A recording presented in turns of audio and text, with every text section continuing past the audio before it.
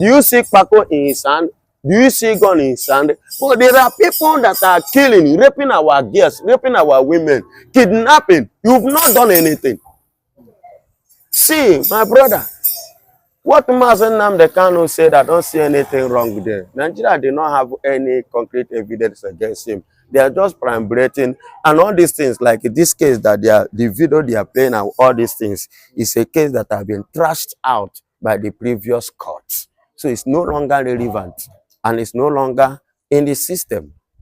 I don't know how come they are coming. In fact, see, Nigeria should wake up. Nigeria should wake up. They are supposed to know, they are supposed to have, grown more than this level that they are. They should learn. They should learn. See countries like Burkina Faso, other nations trying to, to develop, to go, to advance.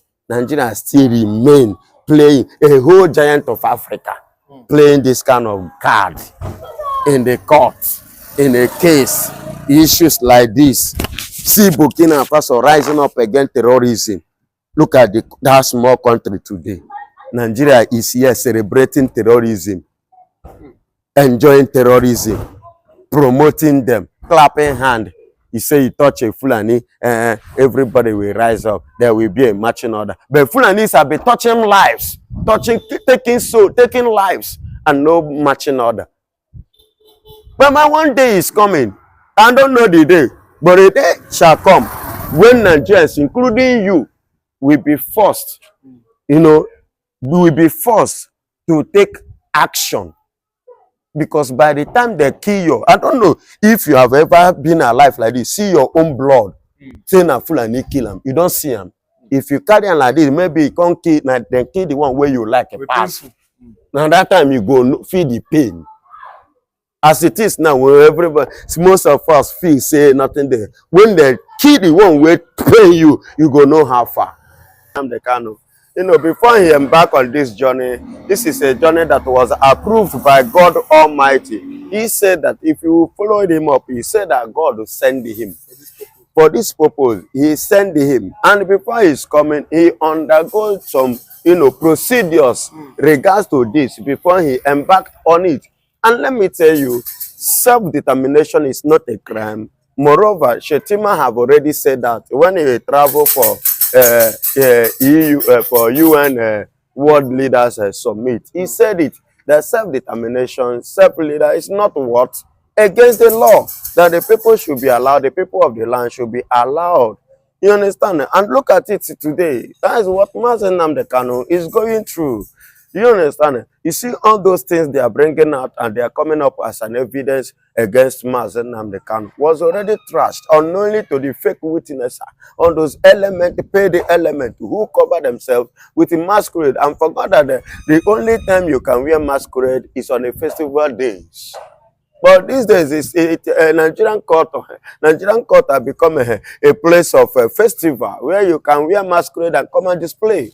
It's quite very, very amazing. And it's very, very alarming that, see, my brother, you said that Mazen Nnamdi Kanu, because of what he said in 2017, which I could remember when he said that in Biafra land, that any Fulani that take the life of a Biafran should be aware, known that his own life will be taken too. My brother, it's not a crime, it's not a sin. Why can't you manage if you don't want, your own life to be taken, then stay, you don't take another person's life. Then moreover, friendship or relationship or marriage is not by force. But stay in your own place. Let me stay in my own place. Manage what you have. Let me manage what I have. You left all the way from the north. Do you know how many kilometers? All the way from the northern part of Nigeria down to the east. Then you travel that far distance to go and kill somebody. And you expect yourself to kill and not to be killed. It's not going to work. You cannot take the life of my child and expect me to... maybe that's why the fact that being a man of God or a preacher, you expect me to clap for you. But man, even before I remember that I'm a man of God, I would have done something. I would definitely do something.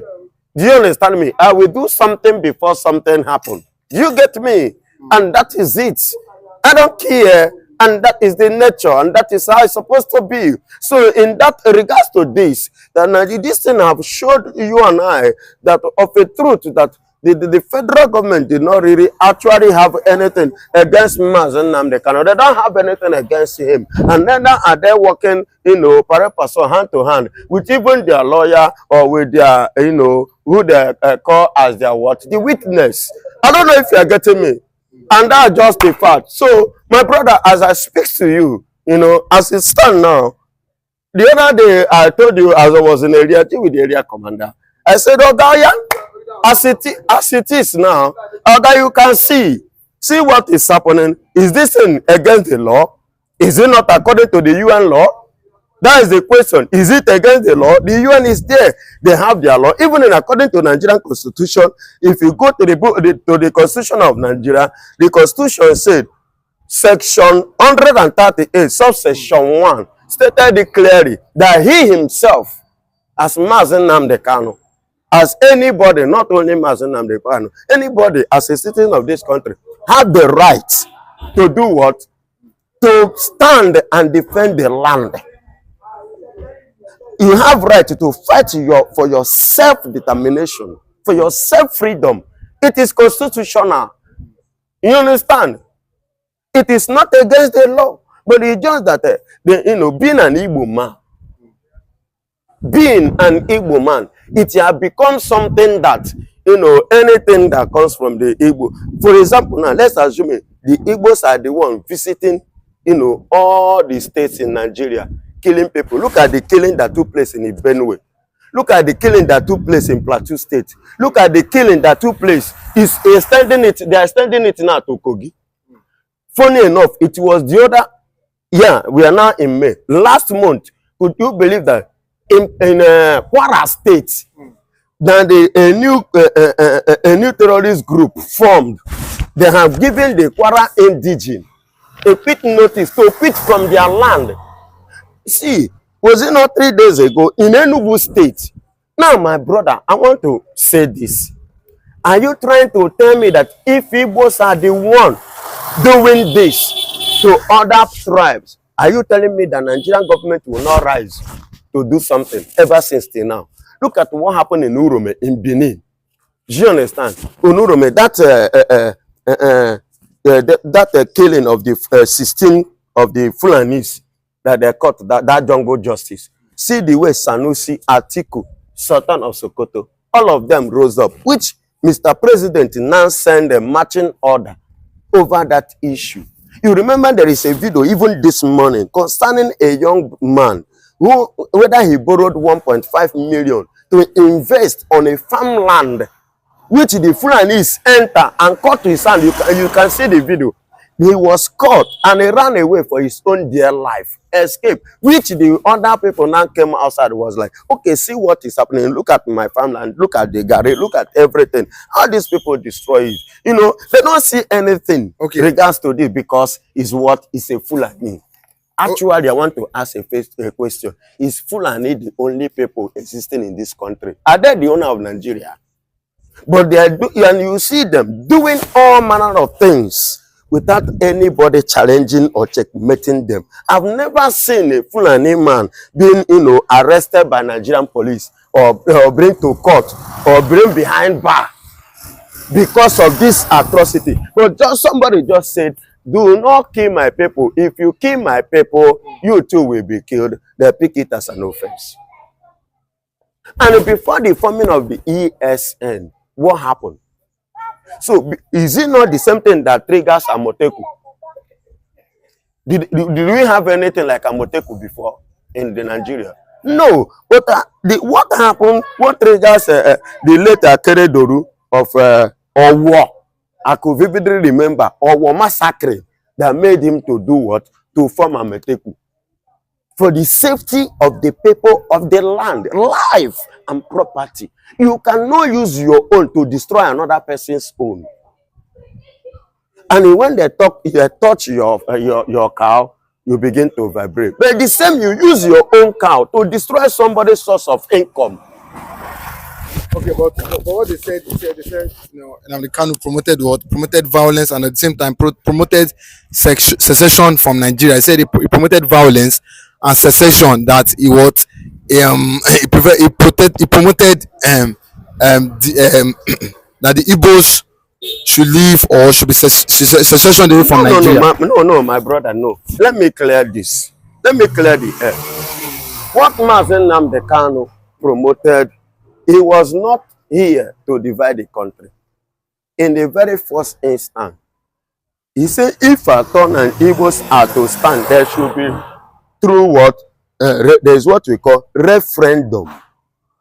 Referendum should be conducted. And let me tell you, that was what is standing today in where? In Ukraine. There is part of Ukraine called Crimea. You see that Crimea in part of Ukraine. Through referendum, they conducted a referendum which they say they agreed and they accepted to belong to Russia.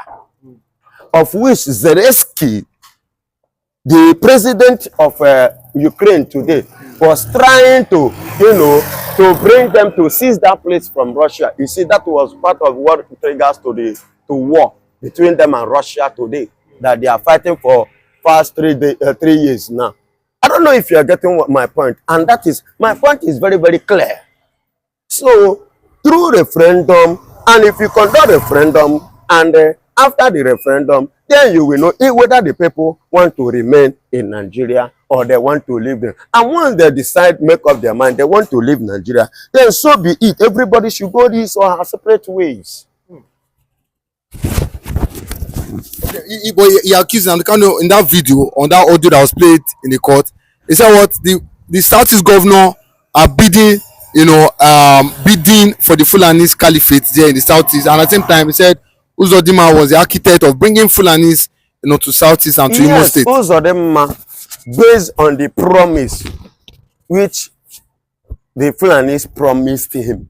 You understand? He reached it was an agreement signed, IDP camp was part of the agreement which they reached with Uzodinma, so that he can build the camp in Imo State. Then on that note, the Fulanis will now take the advantage and then have their rest and their base fully in the east. From there to carry out this immoral act of theirs, their nonsense act to Fulanize the Igbos as well, because their mindset is to make sure that they Islamize this country. Just the same way they capture. If I tell you, sometimes I was telling people that, do you know that Kwara State is a Yoruba state? Do you know? Kwara State belongs to Yoruba. But today, the Fulanis have taken it from the Yorubas. How did they take it? Just like this. They will not tell you that this is what they are coming after or this is what they come for. They will, with the style, they will enter. And once they enter, the next thing they will start to, they will kill and they will occupy. They will kill, they will occupy. That was how they kill everyone in Kwara and they occupy. In this thing, let me tell you, let me just give you a brief of the history of how they occupy Kwara. This thing happened like this. Back in the years, there were obas, kingdoms fighting. And one of the kingdom and the kings from Kwara asked by the Fulanis that they will help him with a condition that when they help you go to fight, when you win, then you will give us a place to stay to rear our cow. And the Oba agreed. And they supported him to do that. And they killed the conquer. When after the battle, all this civil, all this money in our land, always bring that kind of quarrel. Finally, through, the Oba won the battle. And they returned back and they went to Oba and said, you have won the battle and we reached an agreement. Please, can you just fulfill what you have promised? Oba, with a free heart, give them a portion for them to stay and rear their cow. That was how they started in Kwara State. Gradually, they started killing the Kwarians. On that note, to the point they occupied the place and killed the Oba himself and took over the power. Like 4 or 5, Baba, this I'm telling you, go and do your findings. Like 4 5 years ago, there was a festival that Yoruba used to do in Kwara State. When they want to do it, the Fulanis rose up and warned them not to do it. That if they do it, that they are going to kill them. Do you understand? Of which the Yorubas did not do it up to this very day that as I speak to you. Before this final warning, now that they should put in the ancestral land. Do you know what that means? These people, and government is not doing it. They're not even looking to it. They're not even thinking towards that direction. They don't even care. But they only care about Mazen Nnamdi Kanu say this, Mazen Nnamdi Kanu say that. He's saying it. Did you see him carry any action? He said this, he said that. Do you see cutlass in his hand? Do you see Paco in his hand? Do you see gun in his hand? But there are people that are killing, raping our girls, raping our women, kidnapping. You've not done anything. See, my brother, what Mazen Nnamdi Kanu said, I don't see anything wrong there. Nigeria did not have any concrete evidence against him. They are just perambulating, and all these things, like this case that the video they are playing and all these things, is a case that have been trashed out by the previous courts. So it's no longer relevant, and it's no longer in the system. I don't know how come they are coming. In fact, see, Nigeria should wake up. Nigeria should wake up. They are supposed to know they are supposed to have, grown more than this level that they are. They should learn. They should learn. See countries like Burkina Faso, other nations trying to, to develop, to go, to advance. Nigeria still remain playing a whole giant of Africa, playing this kind of card in the court, in a case, issues like this. See Burkina Faso rising up against terrorism. Look at that small country today. Nigeria is here celebrating terrorism, enjoying terrorism, promoting them, clapping hand. You say you touch a Fulani, everybody will rise up. There will be a marching order. But Fulanis have been touching lives, taking lives, and no marching order. But my one day is coming. I don't know the day, but a day shall come when Nigerians, including you, will be forced, will be forced to take action. Because by the time they kill you, I don't know if you have ever been alive like this, see your own blood, say na Fulani kill him. You don't see him. If you carry him like this, maybe you can't kill, then kill the one where you like a pass. Now that time you go feel the pain. As it is now, when everybody, most of us feel say nothing there. When they kill the one where pay you, you go know how far. When they kill your own person, now that time you go know how others are feeling. Okay, but one of the things that Nnamdi Kanu cried about was he said the UN, he has complained severally, but the UN has as if they turned their back on the Biafrans. That I've seen these people cry almost every now and then. Listen to me. He said it's kind of painful, but he said they've conducted a referendum. Even we remember that ECPA has conducted a referendum. 50 million voted. But why do you think that the UN are not wanting to address this situation? Yes, my brother. The issue of UN, I see it. They're mostly comprises of the Islamic people, and moreover now this country is more or less of being Islam in the system of Islamization. Maybe that's the reason why they don't want to give the audience to the report or the complaint that they have been getting, or that have been going to their platform. They don't want to pay attention to that. Maybe, I don't know, but, or in the other way, maybe they are trying to be in a sovereign country that they need to give them time for them to do the needful before themselves will now rise up fully, to do the needful. That's the way I see it.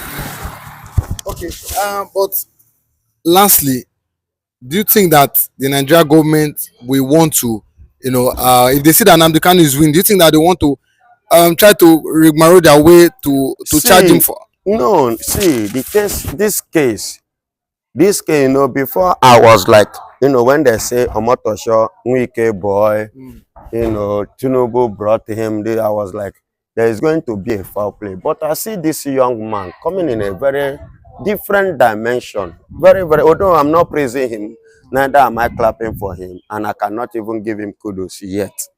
You understand? Because there is something he said even yesterday that him freeing Nnamdi Kanu, may not actually give him freedom. The federal government may likely still keep him. Of course, many courts have freed Nnamdi Kanu, yet federal government refused to allow him to go. And he made another statement again that touches me.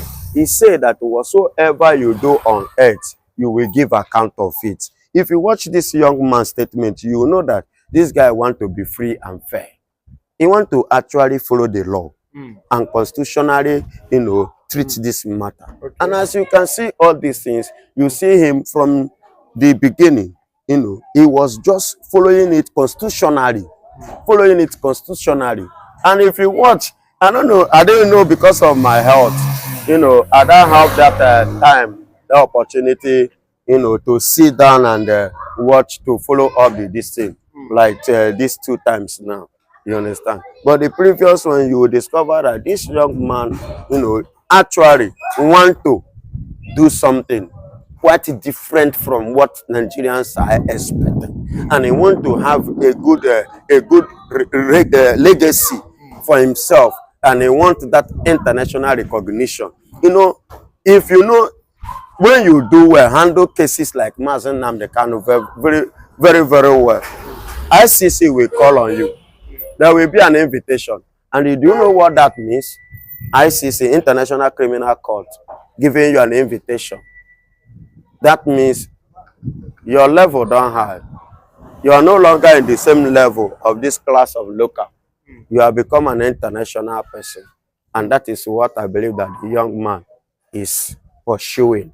So he doesn't want any dent. And Nnamdi Kanu is a big fish. So handling his case, you have to be very, very careful. Remember what Binta Nyako stated after her freedom from Nnamdi Kanu case. He said Nnamdi Kanu is on a high frequency of intelligence. That his case, people like him, doesn't supposed to be tried here in Nigeria. That his case should be tried in ICC. You understand? So J.Omotosho want to, do the needful that is necessary according to the law. According to the law. Yes, according to the law. Okay, but what do you expect? What are your expectations for tomorrow's court proceeding? Tomorrow per se is going to be the last day. Am I right?